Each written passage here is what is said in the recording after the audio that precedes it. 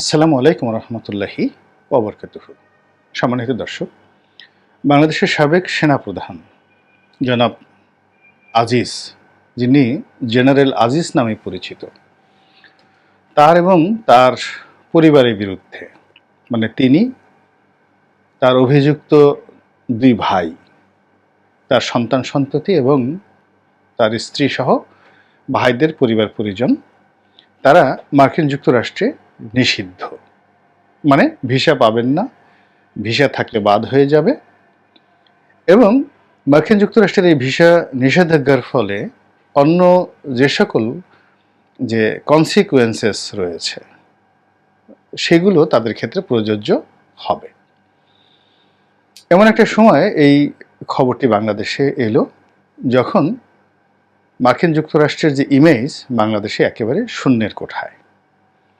Mister Donald লু যখন বাংলাদেশে এলেন, ঠিক সেই সময়টিতে তাকে নিয়ে সরকারি দল এবং বিরোধী দল একেবারে, মানে যাকে বলা হয় শূন্য আগ্রহ দেখালো, এবং তার সঙ্গে সঙ্গে তাকে নিয়ে সবাই রীতিমতো যেভাবে তুচ্ছ করলো, তাচ্ছিল্য করলো।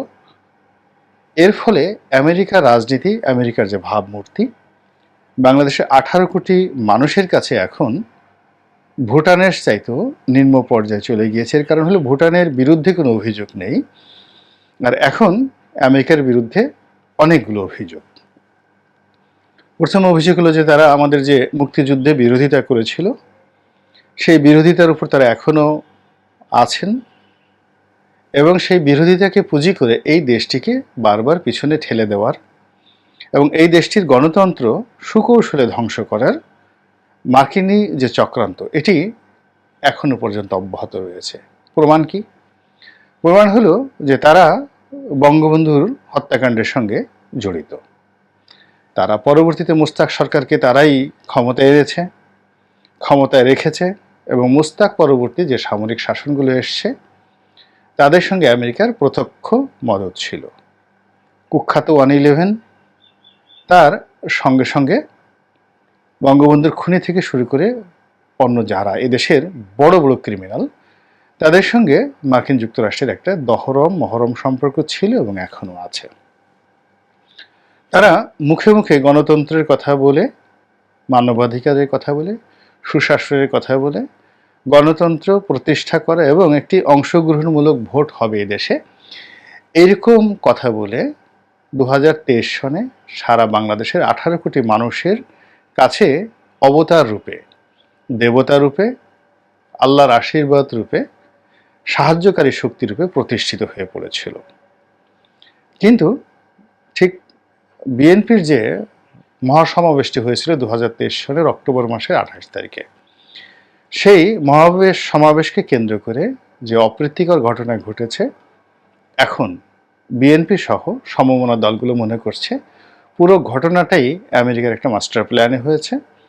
আওয়ামী লীগের সঙ্গে আমেরিকার একটি সম্পর্ক রয়েছে, এবং ভারত এবং আমেরিকা মিলে বিএনপিকে একেবারে কবরে পাঠানোর জন্য যে আয়োজন সেটি তারা নিষ্পন্ন করেছে জানুয়ারি মাসের 7 তারিখে। আর এই জানুয়ারি মাসের 7 তারিখে এই নির্বাচনের মাধ্যমে বাংলাদেশের যে গণতন্ত্রের কবর, এটি আমেরিকা নষ্ট করতে চেয়েছে, এই কারণে যে আমেরিকা আসলে কখনোই চায়নি যে বাংলাদেশ নামক একটি রাষ্ট্রের অভ্যুদয় হোক, এটি ভারতের অধীন থাকুক অথবা পাকিস্তানের অধীন থাকুক। আগে তারা চেয়েছে পাকিস্তানের অধীনে থাকুক, এখন তারা চাচ্ছে ভারতের অধীনে থাকুক।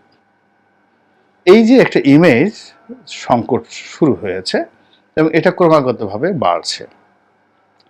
ঠিক সেই সময়টিতে জেনারেল আজিজের বিরুদ্ধে একটি নিষেধাজ্ঞা দেওয়া হয়েছে, এই খবর 20 তারিখে মার্কিন পররাষ্ট্র দপ্তর প্রকাশ করেছে। এবং এটি নিয়ে আমাদের দেশের পত্রপত্রিকা থেকে শুরু করে অনেকেই নানা রকম মন্তব্য করার চেষ্টা করছে, কিন্তু যারা একটু গভীরভাবে পর্যবেক্ষণ করতে চান তারা প্রথমে এটাকে মনে করছেন একটা আই ওয়াশ, দ্বিতীয়ত মনে করছেন এটা বোকাসবো, এটার কোনো মূল্য নেই।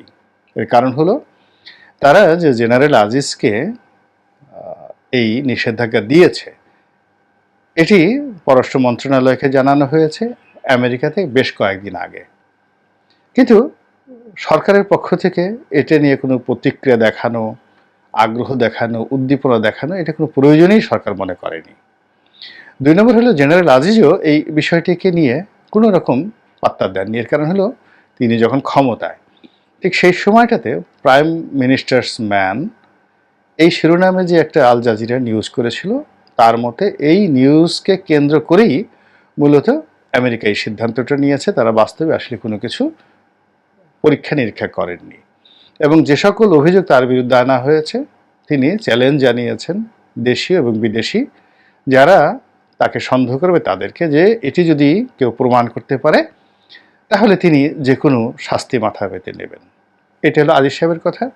তারপর তিনি হতাশার সুরে বলেছেন যে আমার তো কেউ আমেরিকা থাকে না, আমেরিকাতে আমার যাওয়ারও দরকার নেই, আমি যাবও না, যা হবে আমাদের এই দেশেই হবে। একেবারে দৃঢ়তার সাথে তিনি এই ভিসার নিষেধাজ্ঞার যে বিষয়টি এটি তিনি অস্বীকার করেছেন, রিফিউজ করেছেন, নিলাম না, মানে এটা ফেরত দিলাম, তোমাদের ভিসা নিষেধাজ্ঞা তোমরাই মাথায় করে থাকো। এর ফলে সরকারের ভিতরে এবং বাইরে এটি নিয়ে কোনো প্রতিক্রিয়া হচ্ছে না। অন্য সময় বিএনপি ঝাঁপিয়ে পড়তো। বিএনপি এটি নিয়ে খুবই নেতিবাচক একটি মন্তব্য করেছে যে এই সমস্ত ভিসা নিষেধাজ্ঞায় আমাদের কোনো উপকার হবে না, দেশের আরও ক্ষতি হচ্ছে। এর আগে র্যাবের বিরুদ্ধে নিষেধাজ্ঞা দেওয়া হয়েছিল, আবার এখন জেনারেল আজিজের বিরুদ্ধে নিষেধাজ্ঞা দেওয়া হয়েছে। এতে গণতন্ত্রের কি হলো, নির্বাচনের কি হলো, রাজনীতির কি হলো? কোনো গুণগত পরিবর্তন এর মাধ্যমে আসবে না। ফলে আমেরিকা যে কাজটি করেছে এই কাজটি আসলে সর্বসাধারণের মধ্যে কোনো প্রতিক্রিয়া সৃষ্টি করেনি। তাহলে এখন আমেরিকা এই কাজটি কেন করলো? আমার কাছে যেটা মনে হচ্ছে, প্রথমত আমেরিকা জনগণের একটা সহানুভূতি নেওয়ার চেষ্টা করেছে এবং আমেরিকা যে আসলে ইনঅ্যাক্টিভ, কোনো কিছু করছে না এবং সরকারের সঙ্গে লিয়াজও করছে এবং ভারতের সি টিম হিসেবে কাজ করছে, এই দুর্নাম এবং বদনামের মুখে ছাই দেওয়ার জন্য মূলত এই কাজটি করা হয়েছে। কিন্তু এটি আসলে হয়নি। এটিও আমেরিকার ভিসা নীতি, তাদের আগের যে সকল অভিনয়, তাদের সাম্প্রতিক সময় বিশ্ব রাজনীতিতে তাদের একটার পর একটা পরাজয়, তার মতো এরকম জেনারেল আজিজের বিরুদ্ধে যে নিষেধাজ্ঞা এটি কোনো কাজে আসবে না। আজিজ সাহেব এখন ক্ষমতায় নেই, তিনি যতদিন ক্ষমতায় ছিলেন মানুষ ততদিন তার প্রতি আকর্ষণ ছিল, ক্ষোভ ছিল, ভালোবাসা ছিল। কিন্তু এখন তিনি একজন রিটায়ার্ড অবসরপ্রাপ্ত কর্মকর্তা, এখন তাকে নিয়ে যে কোনো লোক যে কোনো কথা বলতে পারে, যে কোনো মানুষই তাকে আঘাত করতে পারে। তিনি এখন সমাজে একজন সাধারণ নাগরিক, তার কোনো ঊর্ধ্বে এখন নেই। তো কাজেই এই মানুষটিকে নিয়ে টানা হেঁচড়ার মধ্যে না আওয়ামী লীগের বীরত্ব রয়েছে, না আমেরিকার বীরত্ব রয়েছে বা মহত্ব রয়েছে। এক। ২ নম্বর হলো যে এটি নিয়ে যদি আমেরিকা এবং আওয়ামী লীগের মধ্যে কোনো দর কষাকষি হয় এবং এই ভদ্রলোককে যদি এখন বলির পাঠা বানানো হয়, দুর্নীতি দমন কমিশনে বা অন্যান্য জায়গাতে তার বিরুদ্ধে মামলা হয়, তদন্ত হয় এবং দেখানোর চেষ্টা করা হয় যে না আমরা এরকম খুব কঠিন একটা ব্যবস্থা নিয়েছি, আমরা তো যথেষ্ট দায়িত্ববান এবং আমরা যথেষ্ট যেটাকে বলা হয় ট্রান্সপারেন্ট, স্বচ্ছ এবং আমরা জবাবদিহি করার জন্য 10 পায়ে দাঁড়িয়ে আছি। তো সেক্ষেত্রে আমি মনে করব যে এটি আওয়ামী লীগের জন্য বুমেরাং হবে। এর কারণ হলো বেনজির সাহেব বা জেনারেল আজিজ এরা তো মূলত সরকারের জন্য কাজ করেছেন, তাদের অনেক অভিযোগ আছে, কিন্তু সরকারের আজকের এই অবস্থানে আসার পেছনে এই দুজন মানুষের নিরঙ্কুশ তাদের সমর্থন আছে।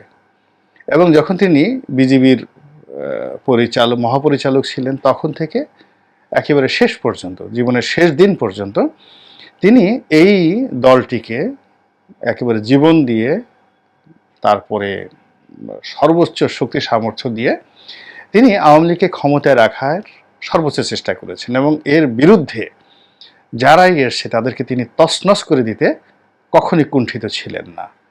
তো তার এই বিপদের সময় আওয়ামী লীগ যদি তাকে ওন না করে এবং তার পাশে না দাঁড়ায়, তাহলে এখন যারা বর্তমানে সরকারকে সাহায্য করবে বা সহযোগিতা করবে তাদের সকলের নিকট একটা রং মেসেজ, ভুল মেসেজ যাবে। এর কারণ হলো আপনি নিজের সাধ্য তেঁতুলের বেশি যদি হতেন তাহলে সেটা আলাদা কথা। এখন আপনি আমাকে দ্বারা একটা কাজ করাবেন, অমুকের দ্বারা আর একটা কাজ করাবেন, তারপরে শেষে বলবেন আমি কিছুই করিনি, ওরাই সব কিছু করেছে।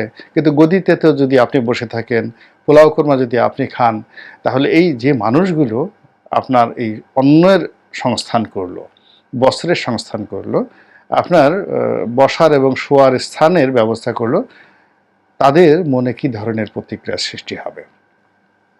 দ্বিতীয়ত, আমেরিকা যদি সত্যিকার অর্থে বাংলাদেশের জন্য বন্ধুসুলভ হতো, বা আওয়ামী লীগকে আসলে সত্যিকার অর্থে তারা যদি গণতন্ত্র শিখাতে চায়, তাহলে ভিসা নিষেধাজ্ঞা সহ আরও অনেকগুলো বিষয় ছিল যেগুলো আসলে তারা যদি করতে পারে, বা অন্যান্য দেশে তারা যেভাবে করে সেই প্রক্রিয়াতে যদি তারা শুরু করতো, তাহলে তাদের আন্তরিকতা নিয়ে, সততা নিয়ে আসলে কেউ প্রশ্ন করতো না। কিন্তু এখন পর্যন্ত যা কিছু হচ্ছে, এটাকে আমার কাছে কেবলই মাত্র একটি আই ওয়াশ বলে মনে হচ্ছে। আল্লাহ ভালো জানেন। আল্লাহ আমাদের সবাইকে হেদায়েত দান করুন এবং হেফাজত করুন। আসসালামু আলাইকুম ওয়া রাহমাতুল্লাহি ওয়া বারাকাতুহু।